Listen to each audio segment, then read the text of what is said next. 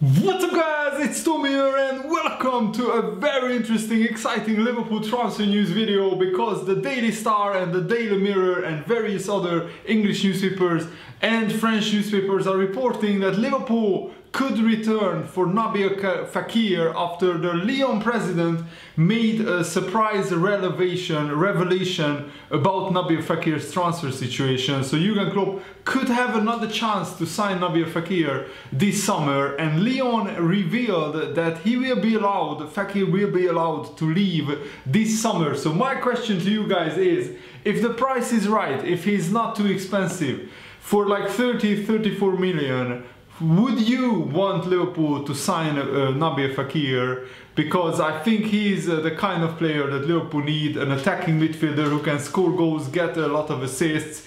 And we already had a £53 million deal, of course, in place. That's well documented, but because of Fekir's knee issues, Liverpool didn't pursue that deal, and we wanted to lower the price.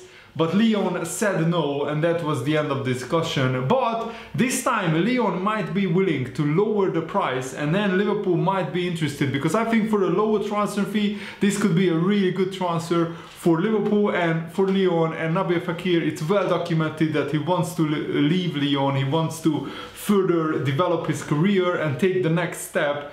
And guys, if you enjoy these transfer news and Liverpool news videos, please leave a like. It just takes you a second to press that like button, and subscribe if you are new to my channel, and I will keep making these videos that you guys seem to enjoy. So Naby Fekir's contract issue is expiring in 2020, and Jean-Michel Aulas, the Lyon president, is set to cash in on Naby Fekir this summer, because if he doesn't, then he will lose him for absolutely nothing. Like next January, Naby Fekir can already negotiate with any club outside of France on a free transfer. So I think that this is the last time that Lyon can make any profit on this guy, and that's why I'm also saying that his asking price might be a lot lower. Liverpool might have played the waiting game brilliantly here with Naby Fekir. Last summer Fekir would have cost 53 million. This summer he might be available for 25, 30, maybe even like maximum 35 million. So Liverpool, if we decide to sign this guy, we could get a big discount on him, because and this is what the Lyon president himself said, effectively Naby Fekir is outside of the two departures that we already expect to happen at Lyon. But because we have an understanding that he can go, thanks Nabil for bringing what he brought, we have an understanding to let him go. So basically Naby Fekir, as a long-time servant at Lyon, if you look at his career, he has played all his professional life at Lyon. I mean, all his professional football life at Lyon. This is his sixth season in Lyon. He already played 192 appearances, games, and scored 69 goals in the process. In the past 3 seasons, Fekir averages about 15 goals per season, and he only had one season where he missed a lot of games. In all the other seasons he played at least 39 games, which is really good. And this season he scored 12 goals. Last season he scored 23, and this season scoring 12 goals and getting 9 assists is a really good return. Not as prolific as last season, but Naby Fekir still had a very successful season. And I think Liverpool need to move quickly for this guy, because other clubs are lurking around him. And for a cut price deal, I think this would make a lot of sense. Naby Fekir can bring a lot to this Liverpool team, and Jurgen Klopp is a big fan of him. Why other than that would we go and pursue a £53 million transfer deal for Naby Fekir? But because of his knee issue, we wanted to lower the price. Lyon said no. This summer Lyon is saying yes. The ball is in Liverpool's court, if you like. So according to the Liverpool Echo, last summer the reason why Liverpool pulled out of the Fekir deal was because of concerns over scans on his knee during the medical. And of course Liverpool viewed him as too much of risk for 53 million. But what is very interesting is that Nabil Fekir hasn't suffered an injury since then. He played 39 games for Lyon. He played like 90% of the games that Lyon played this season. And also, Nabil Fekir is only 25 years old. So if he can stay fit and at the peak of his powers, he could be a brilliant Liverpool player for the next 5, 6, even 7 years. So I think this makes a lot of sense to sign Nabil Fekir for a lot lower than last summer, like 30 million. I think that's not a lot of money for Liverpool, who earned 160 million just from Premier League TV rights. That's how much the Premier League TV money is worth now. Just 160 million for the Premier League TV rights, and a lot of other, you know, income streams, sponsorship deals and everything coming into the Liverpool coffers. And also the Champions League run this year. Again, we made it to the final, and if we win the Champions League, we will set to earn another like 60-70 million pounds from the Champions League money alone. So 30 million is not an awfully lot of money for Liverpool, and we can certainly pay this. And the big question is, what kind of wage would Nabil Fekir command? And we have a lot of options at the moment. We have Nicolas Pepe, Hakim Ziyech, Memphis Depay, Nabil Fekir. All four of them have been heavily linked numerous times with Liverpool during the summer. And now Liverpool are in a brilliant position. We can basically pick and choose which player or which players we get in the summer, and I think that's a very, very good position to be in. Now Liverpool are one of the most attractive, one of the most desirable clubs in world football, and long are the days gone where Liverpool were scrapping for players who weren't in the Champions League, or who didn't really want to play in the Champions League.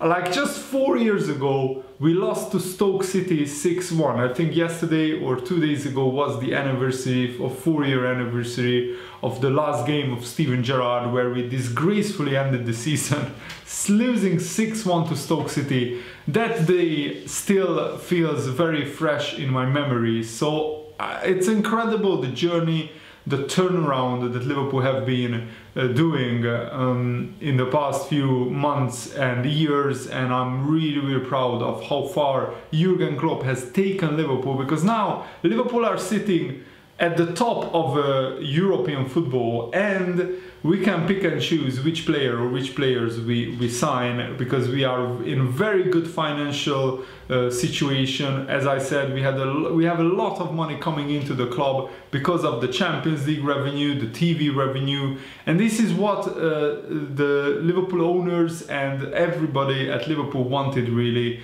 to be a self-sustainable club who can generate a lot of money, and then that money gets reinvested into the squad. So I'm very happy with how far Liverpool have come.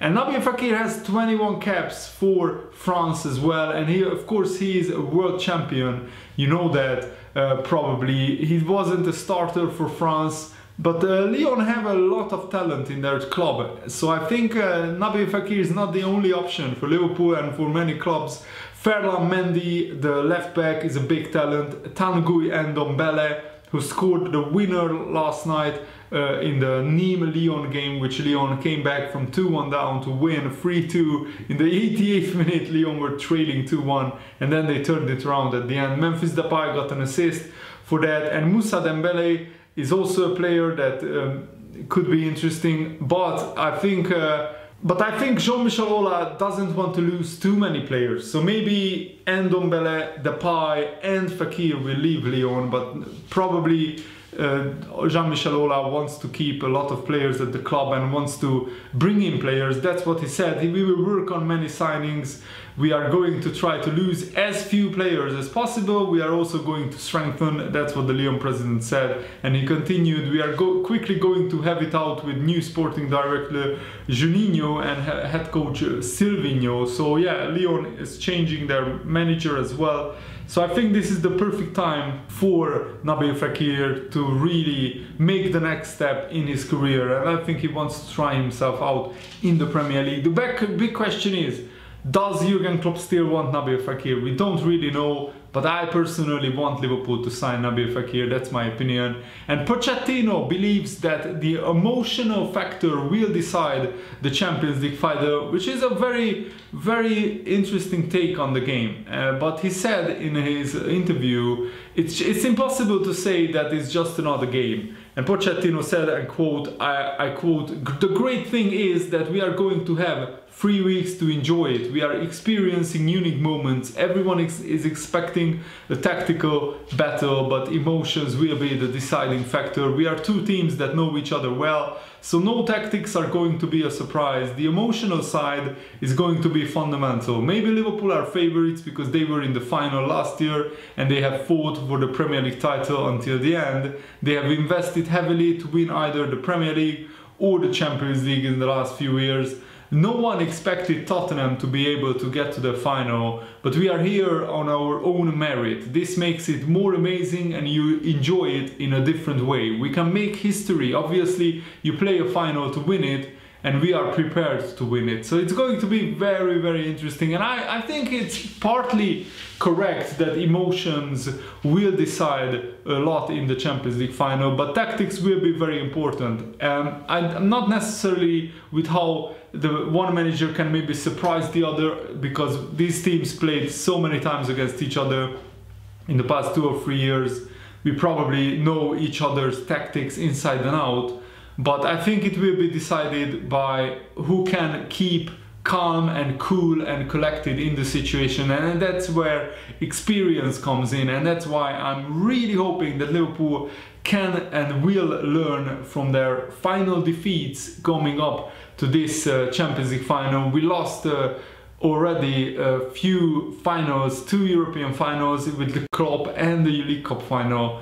That needs to change, and also it needs to be that Liverpool learn from those defeats and use that experience to keep calm and cool and win at the Champions League final. And Liverpool's assistant manager Pep Linders said that Liverpool's success is down to the club believing in their philosophy and sticking to it. And this is what he said, and I quote, "The very best of this club Liverpool is shown in humbleness, in everyday desire to improve, not as much as the results, in my opinion. It's really shown in the passion of the people who work for it, and in the passion of the fans, and then yes, it works like a trampoline and sometimes like a volcano." That's a very good metaphor. In all seriousness, I really believe our results are a logical result of development and right character.